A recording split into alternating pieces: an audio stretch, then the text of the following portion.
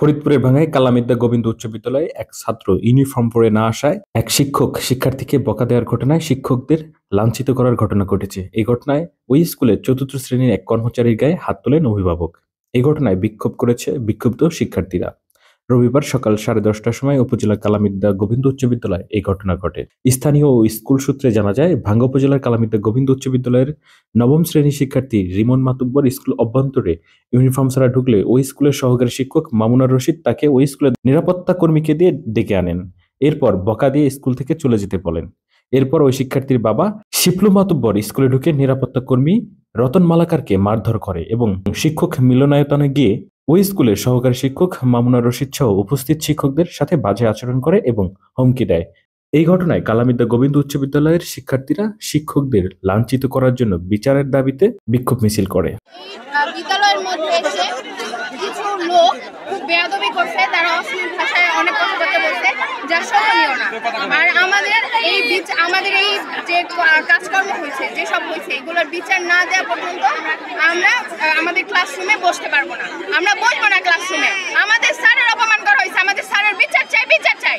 স্যারের গায়ে হাত তোলা হয়েছে, এটা তারা কি ঠিক করছে? তাদের বিচার চাই, বিচার করা হবে, তারপরে আমরা ক্লাসরুমে বসবো।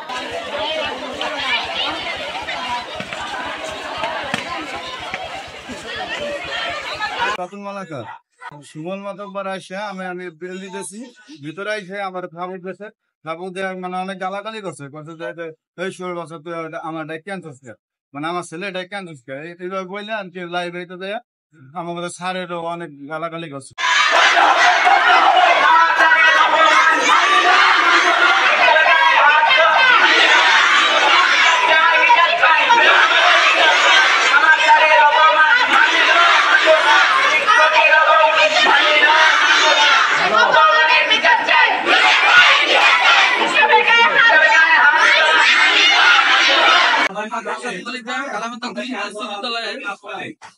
সদস্য আমাদের স্কুলে একজন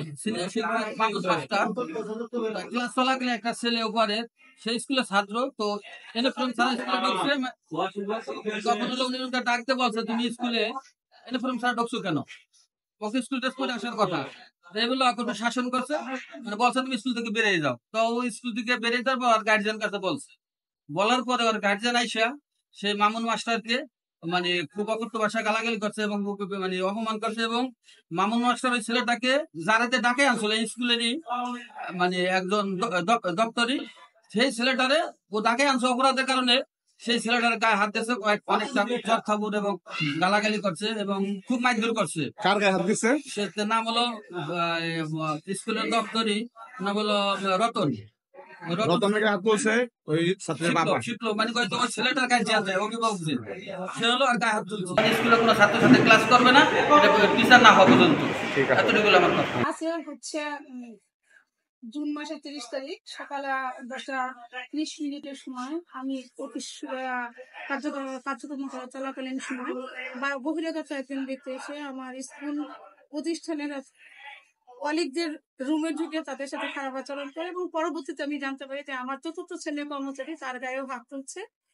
এবং বিষয়টা পরে আমরা বিভিন্ন তদন্তের মাধ্যমে জানতে পারি যে ঘটনাটা আসলে কি।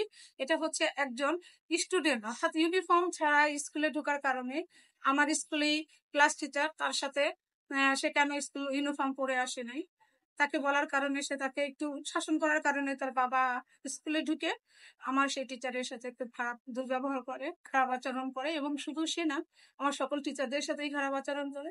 আমরা এটা প্রতিবাদ করার জন্য আমরা একটা প্রতিবাদ মিছিল বের করি এবং আইনের সহায়তা নিয়ে আমরা এটা থানায় যোগাযোগ করি।